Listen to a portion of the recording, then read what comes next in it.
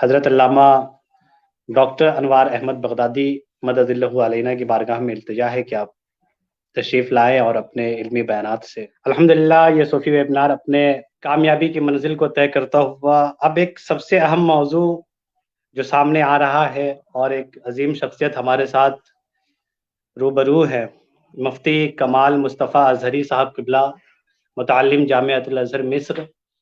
میں مفتی کمال مصطفیٰ اظہری صاحب سے ملتمس ہوں کہ تشریف لائے اور جو آپ کو عنوان دیا گیا ہے اس پہ آپ سیر بحث گفتگو کریں۔ سامعین اور ناظرین کے لیے ذرا قدر سرمایہ عطا فرمائے۔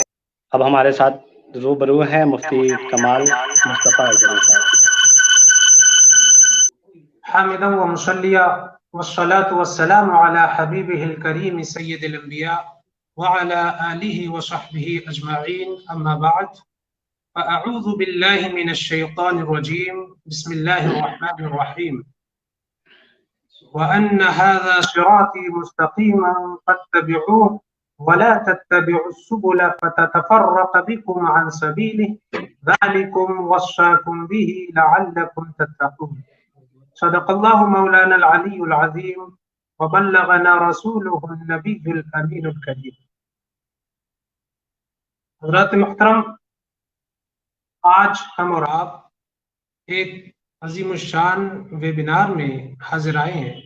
اولاً تو میں شکر ادا کرنا چاہوں گا اللہ رب العزت کا کہ جس نے ہم سب کو ایک عظیم موضوع پر گفتگو کرنے کی سعادت نصیب فرمائی، اور اس مجلس کا انعقاد جس عظیم سرپرستی میں ہو رہا ہے انہیں ہم اور آپ خلیفہ تاج الشریعہ حضرت علامہ مفتی الطاف حسین صاحب قبلہ دامت برکاتہ القدسیہ شہر قاضی لکھیم پور کھیری، جن کی سرپرستی میں آج ہم یہاں پر حاضر آئے ہیں۔ متعدد موضوعات پر گفتگو ہو چکی ہے اور اب میں اپنے موضوع پر آپ کے سامنے کچھ گفتگو کرنے کی کوشش کروں گا، اور میرا آج کا گفتگو کا جو موضوع ہے وہ ہے شریعت و طریقت کا امتزاج اور مدعیان تصوف کے دعووں کی حقیقت قرآن و سنت کی روشنی میں۔ حضرات محترم، گفتگو اس ٹاپک پر تو بہت لمبی ہو سکتی ہے، لیکن میں چاہوں گا کہ کچھ ضروری چیزیں آپ حضرات کے گوش گزار کروں۔ گفتگو میں سب سے پہلے میں آپ کے سامنے مناسب سمجھوں گا کہ شریعت و طریقت کی پہلے وضاحت کر دی جائے۔ شریعت و طریقت کا معنی کیا ہے؟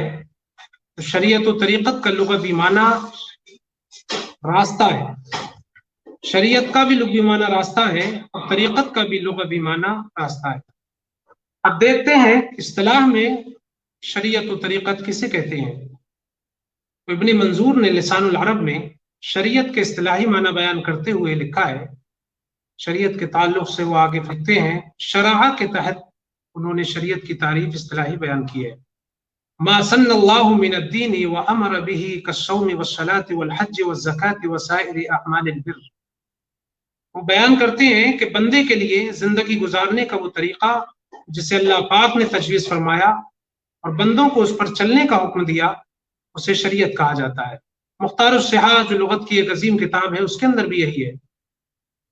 اب ہمیں یہ غور کرنا ہوگا کہ ان اصطلاحی اور لغوی تعریف کے اعتبار سے اب شریعت کا ایک جو سامنے ہمیں مضمون پورا نظر آتا ہے وہ یہ ہے کہ شریعت سے مراد وہ دین کے وہ معاملات اور احکامات ہیں جو اللہ تعالیٰ نے بندوں کے لیے بیان فرما دیے، اور حضور نبی اکرم صلی اللہ تعالیٰ علیہ وسلم کے عطا کردہ ضابطہ اور آپ کی پوری جو حیات مبارکہ ہے وہ مکمل سارے لوگوں کے لیے اللہ پاک نے ضابطۂ حیات بنا دی ہے، اور آپ کی حیات طیبہ ہمارے لیے نمونہ راہ ہے۔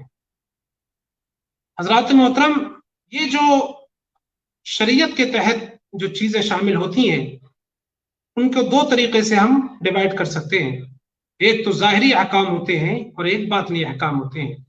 تو ان میں جو ظاہری احکام ہوتے ہیں جیسا کہ نماز، روزہ، حج و زکوٰۃ وغیرہ، اسی طرح وہ کچھ باطنی احکام بھی ہوتے ہیں جیسے صبر کرنا، شکر کرنا، تکبر و حرص سے پرہیز کرنا وغیرہ وغیرہ، یہ شریعت ہی کا حصہ ہیں۔ تو جس علم میں باطنی احکام کی تعلیم دی جاتی ہے उसे तसव्वुफ और तरीक़त कहते हैं। इमाम शारानी रज़ियल्लाहु ताला अन्हु तबक़ात कुबरा सफ़ा 4 में फरमाते हैं, तसव्वुफ क्या है? बस अहकाम शरीयत पर बंदे के अमल का खुलासा है।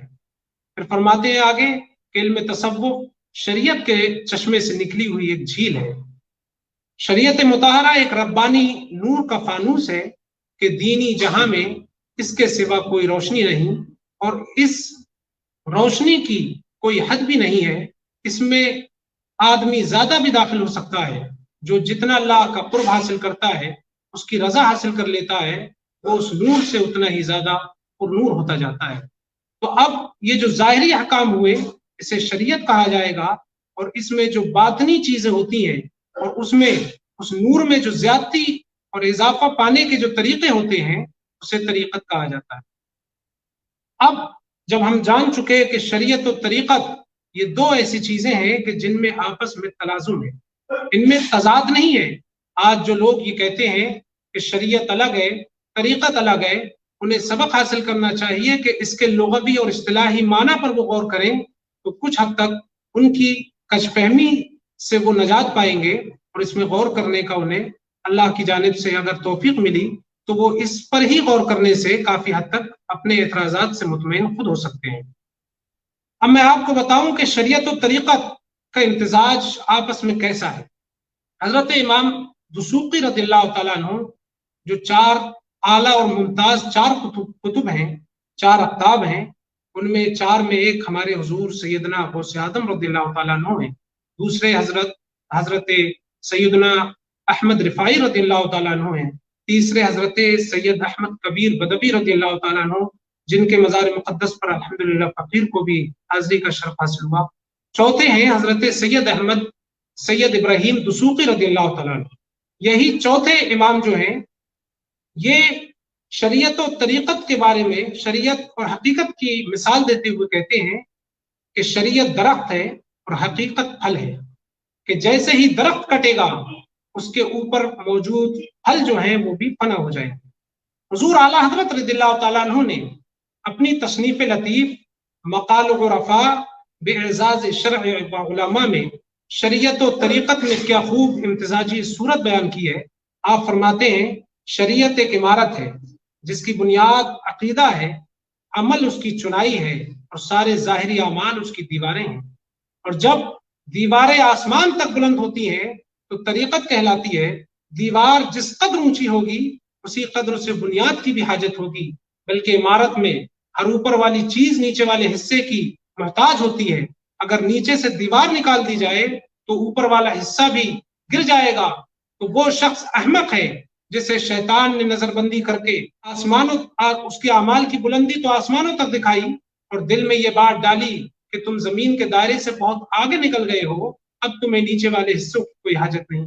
फिर उस अहमक ने शैतान की बातों में आकर बुनियाद से ताल्लुक तोड़ लिया, तो नतीजा वो निकला जो कुरान पाक ने बयान फरमाया, मन अस्सस बुनियानहु अला शफा जुरफिन हारिन व अनहार बिही फी नारि जहन्नम। उसकी इमारत उसे लेकर जहन्नम में गिर पड़ी। यानी यहाँ पर हुजूर आला हजरत ने उन लोगों को ये जहन साजी की है कि तुम तरीक़त में अपने आप को जो समझते हो और शरीयत को एक तरफ रखते हो तो तुम ये सोचते हो कि हम बहुत आगे निकल चुके हैं, लेकिन शरीयत को अगर तुम छोड़ोगे तो हरगिज तुम अल्लाह का कुर्ब हासिल नहीं कर सकते। ये शैतान की तरफ से ये वसवसे होते हैं कि वो आमाल को मुज़य्यन करके पेश करता है, हालांकि शरीयत के बगैर आप अगर तरीक़त तक पहुंचना चाहोगे तो नहीं पहुंच सकते। इसी में आला हज़रत ने आगे जाकर के माशाअल्लाह एक बहुत ही खूबसूरत इम्तिजाजी सूरत बयान की है। आप फरमाते हैं कि शरीयत और तरीक़त की ज्यादा मौजू मिसाल पान और उसकी बेल की है। आप देखें, अंदाजे तफहीम देखें हुजूर सैयदना आला हज़रत रज़ियल्लाहु ताला अन्हु का। आप फरमाते हैं कि शरीयत और तरीक़त की मिसाल पान और उसकी बेल जैसी है कि पान खुशबूदार होता है, अच्छे रंग अच्छे जायके वाला होता है, फरहत बख्श होता है, दिलो दिमाग को तक़वियत देता है और जीनत का बाइस होता है। लेकिन उसका एक अजीब खासा यह है कि जैसे ही बेल सूखे, पान जहां जहां पूरी बेल में होते हैं सारे सूख जाते हैं। फरमाते शरीयत भी ऐसी ही है कि इसका फल तरीक़त जो है ये बहुत फायदे वाला होता है, मगर जैसे ही इसकी असल यानी शरीयत आदमी से जुदा होती है तो वो तरीकत जो उसे फल मिला हुआ था उससे भी वो बेफायदा हो जाता है। हजरत इमाम शारानी रदियल्लाहु ताला अन्हु के पीर मुर्शिद हजरत अली खवास रदियल्लाहु ताला अन्हु ने मीज़ान शरिया अल कुबरा सफ़ा 50 पर आपने तहरीर फरमाया, हर हकीकत शरीयत है और हर शरीयत हकीकत है, यानी इनमें से कोई एक दूसरे के खिलाफ कभी नहीं हो सकती। सुभान अल्लाह। आप देखें उलमा इकराम ने कैसे यहाँ पर इनके दरमियान में तवाज़ुन को बयान किया है। हुजूर आला हज़रत ने अपनी तसनीफ लतीफ़ के अंदर एक बहुत ही खूबसूरत वाक़या नकल किया है दो वलियों का, और इसको आपने नकल किया है नफ़ातुल इंस से, किताब नफ़ातुल इंस है, उसके हवाले से आपने नकल फरमाया कि हजरत अहमद जामी रदियल्लाहु ताला अन्हु ने हजरत ख्वाजा मौदूद चिश्ती रदियल्लाहु ताला अन्हु से फरमाया था, जिस वक्त उन्होंने इल्म हासिल नहीं किया था। ये गुफ्तगू बहुत तवज्जो के साथ सुनने की है, जिस गोशे पर मैं अब रोशनी डालने जा रहा हूँ कि दो औलिया अल्लाह आपस में उन्होंने क्या तफहीम की सूरत पैदा की है कि लोगों को इससे सबक हासिल करना चाहिए। तो हजरत ख्वाजा मौदूद चिश्ती रदियल्लाहु ताला अन्हु जब तक उन्होंने इल्म हासिल नहीं किया था तो उस वक्त हजरत अहमद जामी रदियल्लाहु ताला अन्हु ने उनसे फरमाया था, ए मौदूद चिश्ती, मुसल्ला एक तरफ रखो, पहले जाकर इल्म पढ़ो कि बेइल्म जाहिद शैतान का मस्खरा है। इससे पहले का वाक़या तफसील तलब है, हम उसमें नहीं जाते कि वक्त की भी हमें ख्याल रखना है। तो जब उन्होंने ये फरमाया तो ख्वाजा मौदूद रदियल्लाहु ताला अन्हु अर्ज करने लगे कि हुजूर मैंने आपकी बात कबूल की, क्या फरमान है आगे फरमाइए, मुझे क्या करना चाहिए? तो आपने फरमाया, जब इल्म हासिल करने से फारिग हो जाओ तो अपना रूहानी खानदान जिंदा करो। तुम्हारे आबा व अजदाद वो साहिबे कश्फ व करामात थे, वो औलिया इकराम थे, तुम्हें चाहिए कि तुम उनका सिलसिला जिंदा करो। हजरत ख्वाजा मौदूद रदियल्लाहु ताला अन्हु ने हजरत अहमद जामी रदियल्लाहु ताला अन्हु से अर्ज की, हुजूर अगर आप ये चाहते हैं कि मैं अपने आबा व अजदाद का सिलसिला जिंदा कर दूं तो आप पहले मुझे तबर्रुकन अपनी मसनद पर बैठा दीजिए, यानी मैं आपकी मसनद पर तबर्रुकन बैठ जाऊं और आपका फैज हासिल कर लूं। तो आपने फरमाया, ठीक है, करीब आओ। और करीब आने के बाद आपने पूरी मसनद पर नहीं बिठाया, ये गौर करने की बात है, आपने किनारे पर बिठाया और फरमाया, तुम्हें मसनद पर बिठाता हूं मगर शर्त यह है कि तुम आलिम दीन बनो, तुम आलिम दीन बनो, इस शर्त पर मैं तुम्हें मसनद पर बिठाता हूं। आपने 3 मरतबा इल्म दीन के हुसूल के लिए, हासिल करने के लिए आपने तलकीन फरमाई। अब ये 3 दिन तक उनके पास रुके और आपने ये समझ लिया कि ये साहिब कश्फ व करामत वली हैं, तो इनकी बात पर मुझे अमल करना चाहिए। उसके बाद आपने बल्ख और बुखारा का सफर किया, तलबे इल्म के लिए आप वहां से निकल गए और 4 साल में उलूम में कामिल माहिर हो गए और हर शहर में ख्वाजा मौदूद की करामात जाहिर हुई। आप इलाक़े चिश्त में पहुंचे और मुरीदों की तरबियत में मशगूल हो गए। ये नफ़ातुल इंस में सफ़ा 209 पर वाक़या हुज़ूर आला हज़रत ने नक़ल फरमाया। अब हमें इस वाक़े से सबक हासिल करना चाहिए और इस वाक़े से खास तौर पर खानकाहों के बाज़ जानशीन हजरात के लिए एक अहम पैगाम है जो इल्म दीन से ज्यादा वाबस्तगी नहीं रखते। बाज ऐसे भी हैं जो अल्हम्दुलिल्लाह अपने औलिया इकराम के नक्शे कदम पर चलते हुए उलूम के अंदर माहिर होते हैं, लेकिन बाज ऐसे भी होते हैं कि जो इल्म दीन से ज्यादा वाबस्तगी नहीं रखते हैं। हालांकि उनका जो पुरानी एक खानदानी सिलसिला था तो उसमें अल्हम्दुलिल्लाह औलिया इकराम सारे रहा करते थे, लेकिन आज कुछ ऐसे हमें जानशीन हैं जो इल्म की वाबस्तगी अपने अंदर नहीं पैदा करते हैं। उन्हें चाहिए कि सिलसिले शरीयत और तरीक़त का रहबर बनने के लिए वो उलूम शरीयत को पूरे तौर पर उससे आरास्ता हो जाएं। जैसा कि हजरत अहमद जामी रदियल्लाहु ताला अन्हु ने हजरत मौदूद चिश्ती से फरमाया कि तुम्हें तुम्हारे आबा व अजदाद का सिलसिले विलायत और सिलसिले तरीक़त जिंदा करना है, लेकिन उसके लिए तुम्हें इल्म दीन हासिल करना जरूरी है। हजरत इमाम शारानी रदियल्लाहु ताला अन्हु ने भी इसी तरफ तवज्जो दिलाई है। आप तबक़ात कुबरा सफ़ा 4 पर इरशाद फरमाते हैं कि तमाम औलिया इकराम रदियल्लाहु अन्हुम और सारे जमी मुहद्दिसीन और उलमा का इस बात पर इजमा है اور اتفاق ہے کہ شریعت میں وہی صدر یعنی پیشوا بن سکتا ہے جو شریعت میں زبردست مہارت رکھتا ہو۔ یہ ہمارے اولیاء اکرام اس طرف توجہ دلا رہے ہیں، لیکن آج افسوس کہ بعض لوگ اس سے دور ہو رہے ہیں اور وہ ابتدا ہی میں یہ سوچ لیتے ہیں کہ اب ہمارا خاندانی طریقہ اور جو ہے وہ چلا آ رہا ہے، ہمیں علم دین حاصل کرنے کی ضرورت نہیں ہے، یہاں ہمیں سبق حاصل کرنا چاہیے۔ اب میں آتا ہوں، یہ تو میں نے ایک امتزاجی صورت طریقت و شریعت کے درمیان آپ کو بتائی کہ علوم شریعت کے بغیر طریقت تک کوئی بھی آدمی نہیں پہنچ سکتا، جیسا کہ اولیاء اکرام نے بیان فرمایا۔ اب بعض مدعیان تصوف کے دعوے اس تعلق سے ہیں کہ شریعت الگ ہے، طریقت الگ ہے، اور وہ طرح طرح سے شریعت پر انگشت نمائی کرنے کی کوشش کرتے ہیں اور کہتے ہیں کہ شریعت میں اور طریقت میں کوئی بھی امتزاج نہیں، بلکہ یہ دو جدا راہیں ہیں۔ حضرات محترم، ان لوگوں کو سوچنا چاہیے کہ شریعت کے بغیر طریقت نہیں مل سکتی، اور وہ کہتے ہیں، وہ لوگ اعتراض کرتے ہیں کہ شریعت کیا ہے؟ شریعت تو صرف فرض و واجب، حلال و حرام کے چند مسائل کا نام ہے، اور طریقت اللہ پاک کی بارگاہ تک پہنچنے کا نام ہے۔ معاذ اللہ، وہ صرف اس چیز کو، طریقت کو اپنا لیتے ہیں، اور شریعت جو کہ نبی اکرم صلی اللہ علیہ وسلم ہمارے درمیان اللہ کی جانب سے لے کر کے آئے، اس کو وہ پس پشت رکھنے کی کوشش کرتے ہیں۔ اب دیکھیے، ان کم عقل لوگوں کو سوچنا چاہیے کہ شریعت کا معنی ہے راستہ، شریعت کا معنی راستہ ہے، اور شریعت محمدیہ کا معنی ہوا محمد رسول اللہ صلی اللہ علیہ وسلم کا راستہ۔ تو یہ معنی اپنے عموم و اطلاق کے اعتبار سے تمام ظاہر و باطن کو شامل ہے، صرف چند جسمانی احکام کے ساتھ خاص نہیں، بلکہ یہی وہ راستہ ہے جس پر ثابت قدمی کی پانچوں وقت ہر نماز، بلکہ ہر رکعت میں دعا مانگنا ہر مسلمان پر واجب ہے۔ یعنی وہ راستہ کیا ہے؟ سورہ فاتحہ میں ہم پڑھتے ہیں، اہدنا الصراط المستقیم، کہ اللہ ہمیں سیدھا راستہ چلا۔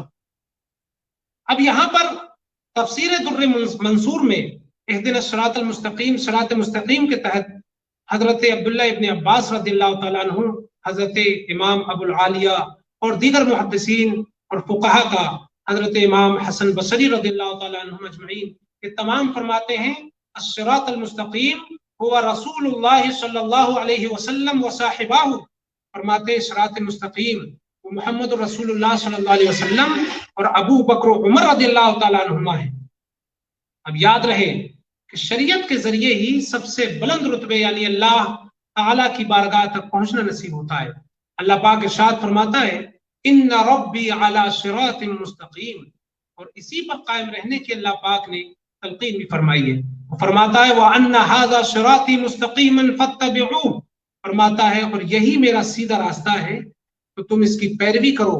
وَلَا تَتَّبِعُوا السُّبُلَ فَتَتَفَرَّقَ بِكُمْ عَنْ سَبِيلِهِ، فرماتا ہے کہ اسی راستے کی پیروی کرنا، دوسرے راستوں کی پیروی نہ کرنا، اس لیے کہ وہ راستے تمہیں راہ راست سے ہٹا دیں گے، وہ راستے تمہیں صراط مستقیم سے دور کر دیں گے۔ اللہ اکبر۔ اللہ پاک نے ارشاد فرمایا ہے کہ صراط مستقیم یہ میرا راستہ ہے، تو اس پر ہی قائم رہو اور اسی کی اتباع میں اپنی زندگی گزارو۔ یہ قرآن پاک کی آیت ہو گئی۔ اب نبی اکرم صلی اللہ علیہ وسلم نے اس قرآنی آیت کو بڑا پریکٹیکل کے ذریعے اپنے صحابہ اکرام کو سمجھایا۔ پریکٹیکل کے ذریعے آپ نے بتایا کہ اس آیت کو تم کیسے سمجھو گے۔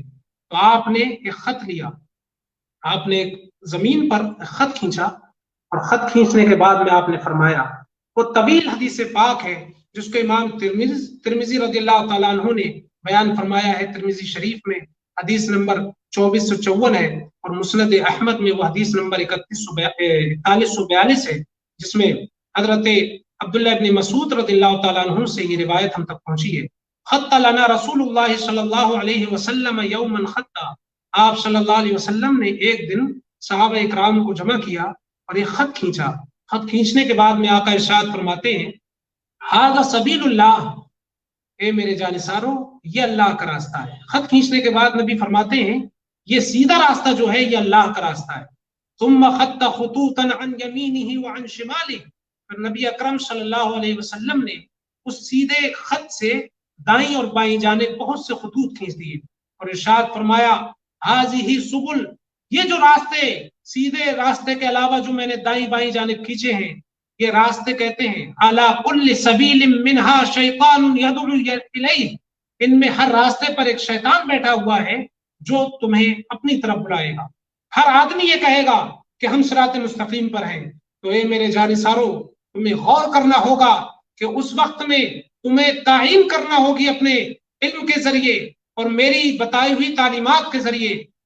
तो तुम समझ लेना कि ये कुरान पाक में जो अल्लाह पाक ने फरमाया है, फिर आपने यही तिलावत फरमाई आयत जो मैंने अभी ऊपर पढ़ी थी, अन्ना हाज़ा सिराती मुस्तकीमन फत्तबिऊहु वला तत्तबिउस सुबुल फततफर्रक़ बिकुम अन सबीलिही। नबी अकरम सल्लल्लाहु अलैहि वसल्लम ने फरमाया कि यही वो रास्ता है, दाई बाई जानिब जो रास्ते नजर आ रहे हैं इनमें तुम्हें किसी की भी पैरवी नहीं करना है। और फिर आपने ये मुस्तकिल पूरी आयत फरमाई। हजरत इमाम तिरमिजी ने इस हदीस पाक को हसन करार दिया है। अब हजरात मोहतरम, मैं अपने तमाम नाजरीन और सामईन को ये बताना चाहूंगा कि यहाँ पर कुरान और हदीस से साफ जाहिर हो गया कि शरीयत ही वो रास्ता है जिससे अल्लाह पाक की बारगाह मुक़द्दस तक पहुंचना नसीब होता है।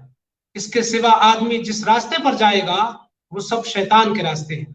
लिहाजा ये माना अपने उमूम इतलाक के एतबार से तमाम ज़ाहिर व बातिन को शामिल है, सिर्फ चंद जिस्मानी मसाइल को शामिल नहीं है।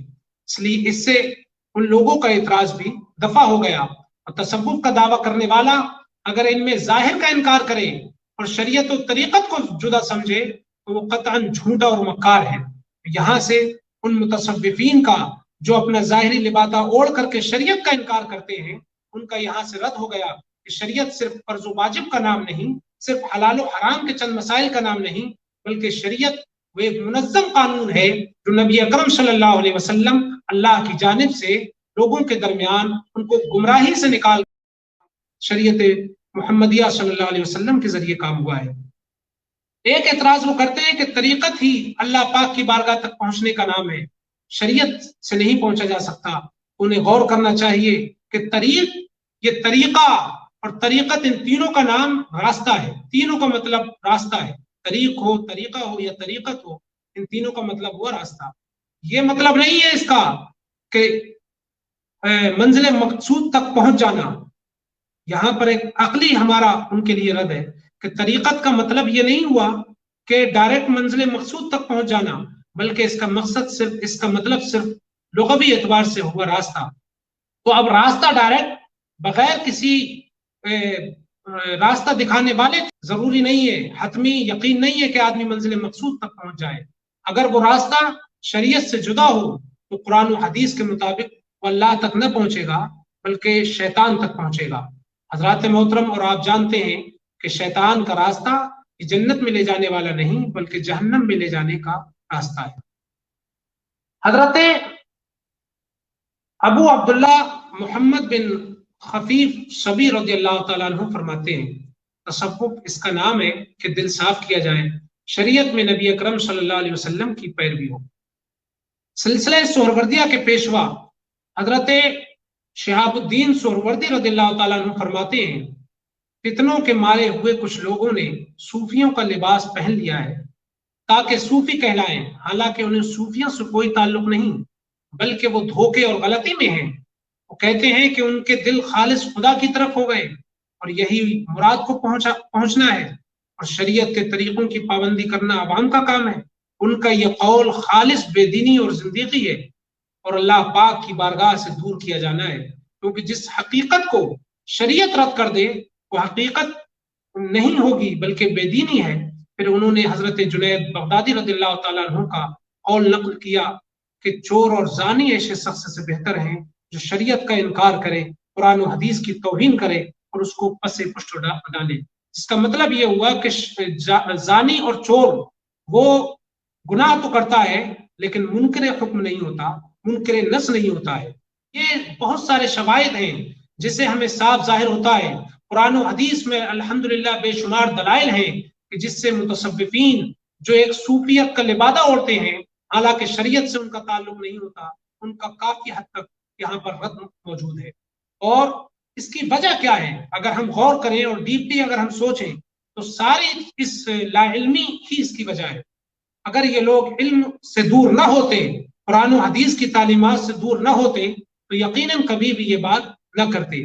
अब आप गौर करें کہ ہمارے صوفیاء اکرام نے، ہمارے ائمہ و محدثین اعظام نے کیا اصول دیے ہیں، تعلیم کو شریعت کے لیے، طریقت کے لیے کتنا ضروری بتایا ہے۔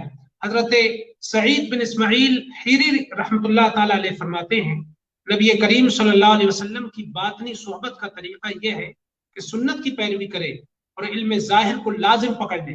رسالہ قشیریہ میں یہ حضرت ابو القاسم قشیری رضی اللہ تعالیٰ عنہ نے صفحہ 25 پر یہ حضرت اسماعیل حیری رضی اللہ تعالیٰ عنہ کا قول نقل کیا ہے۔ یہ تو مطلقاً سارے علوم کے لیے طرف ان کا اشارہ ہو گیا۔ اب ایک خاص علم کو اگر ہم لے کر کے چلیں کہ ہر علم کی محدثین نے اور ائمہ اکرام نے تصریح فرمائی ہے کہ علم فقہ بھی اسے سیکھنا چاہیے، علم حدیث بھی سیکھنا چاہیے، علم لغت بھی ہونا چاہیے اس کے پاس۔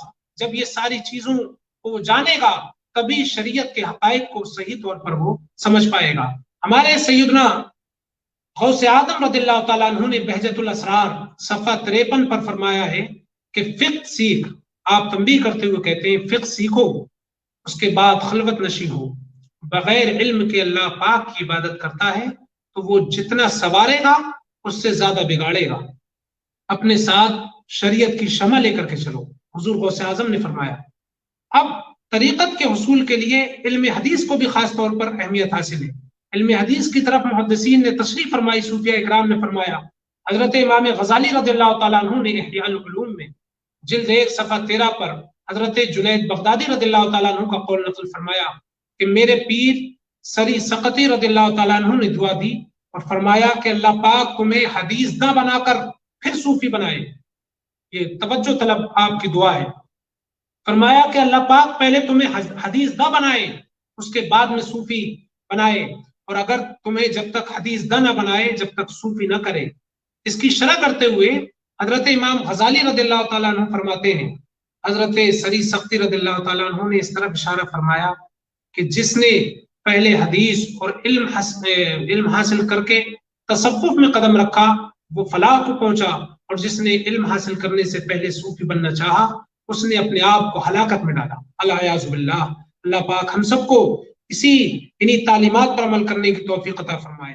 اب یہ تو فقہ کے تعلق سے ہمیں پوری تصریح ملی، علم حدیث کے تعلق سے تصریح ملی، اور دیگر علوم شرعیہ کے لیے بھی امام قشیری نے اپنے رسالہ قشیریہ میں صفحہ 24 پر یہ فرمایا کہ حضرت جنید بغدادی رضی اللہ تعالیٰ عنہ نقل فرماتے ہیں جس نے نہ قرآن پاک یاد کیا نہ حدیث لکھی، یعنی جو علوم شریعت سے آگاہ نہیں، طریقت میں اس کی اقتدا نہ کریں اور شریعت میں اسے اپنا پیر نہ بنائیں، کیونکہ ہمارا یہ علم بالکل قرآن و سنت کا پابند ہے۔ اور آپ آگے فرماتے ہیں خلق پر تمام راستے بند ہیں مگر وہ جو رسول اللہ صلی اللہ علیہ وسلم کی پیروی کرے اس پر اللہ پاک اپنی جانب سے رحمت نازل فرماتا ہے۔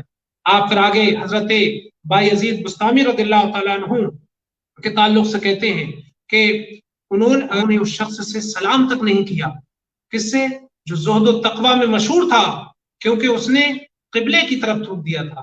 صرف قبلے کی جانب تھوکنے کی وجہ سے آپ نے فرمایا یہ شخص حضور اکرم صلی اللہ علیہ وسلم کے آداب میں سے ایک ادب کی توہین کرتا ہے اور اس کا امین نہیں ہے، تو یہ شخص ولایت کا دعویٰ کرتا ہے، اس پر کیا یہ امین ہو سکتا ہے؟ یہاں پر یہ تعلیمات صوفیہ ہیں جن سے صاف طور پر ان متصوفین کا رد ہوتا ہے جو کہتے ہیں کہ ہم صوفیہ اکرام کے طریقے پر ہیں، لیکن اگر وہ ہم غور سے ان کا اور صوفیہ اکرام کی تعلیمات کا توازن کریں، موازنہ کریں، تو ہر ایک متصوف جو اپنے آپ پر صوفیت کا لبادہ اوڑے ہوئے ہے، ہر ایک کو جو کم علمی رکھتا ہے وہ ان کے متصادم نظر آتا ہے۔ اور کچھ لوگ ان متصوفین میں یہ کہتے ہیں کہ ہمیں علوم شریعت کی کوئی ضرورت نہیں، ہمیں علوم شریعت سے کوئی تعلق نہیں، ہم تو ڈائریکٹ طریقت والے ہیں۔ اس کا رد کرتے ہوئے امام شاہرانی رضی اللہ تعالیٰ عنہ نے اپنی کتاب الیواقیت والجواہر میں جلد 1 صفحہ 139 میں تحریر فرمایا، حضرت جنید بغدادی رضی اللہ تعالیٰ عنہ سے عرض کیا گیا کہ شریعت کے احکام تو اللہ تعالیٰ تک پہنچنے کا ایک ذریعہ تھے اور ہم اللہ تک پہنچ گئے۔ کسی نے ان سے کہا کہ حضور کچھ لوگ یہ کہتے ہیں کہ یہ شریعت کے جو علوم ہیں یہ تو اللہ تک پہنچنے کے ایک ذریعہ تھے اور ہم تو ڈائریکٹ اللہ تک پہنچ گئے۔ تو آپ نے فرمایا کہ وہ سچ کہتے ہیں، انہیں حاجت نہیں ہے، وہ ضرور پہنچے مگر کہاں تک پہنچے؟ وہ جہنم تک پہنچے ہیں۔ तसरीहन हजरत इमाम जुनैद बगदादी रज़ियल्लाहु तआला अन्हु ने फरमाया कि जो दावे शरीयत तरीक़त करे और शरीयत को छोड़े तो वो जहन्नम तक पहुंचने वाला है। उसके बाद में इमाम जुनैद बगदादी ने आगे फरमाया कि अल्लाह पाक अगर मुझे 1000 साल भी जिंदा रखे और मैं 1000 साल भी जिंदा रहूं तो फराइज व वाजिबात तो बड़ी चीज है, मैंने जो नवाफिल व मुस्तहब्बात मुकर्रर कर लिए हैं मैं उनमें से भी कभी कम नहीं करूंगा। ये हजरत इमाम जुनैद बगदादी अल-यवाक़ित व जवाहिर में फरमाते हैं कि मैंने जो सुनन मुस्तहब्बात अपने मैंने जो मुकर्रर कर लिए हैं, अगर मैं 1000 साल भी जीऊं और अल्लाह पाक मुझे इतनी उम्र दे तो मैं कभी उन मुस्तहब्बात को भी तर्क नहीं करूंगा। मैं उन उलमा से कहना चाहूंगा जो कहते हैं कि मामूलात अहले सुन्नत मसलन अज़ान कब्र और अंगूठे चूमना इनको कभी कभी छोड़ देना चाहिए ताकि लोग फर्ज और वाजिब ना समझ लें।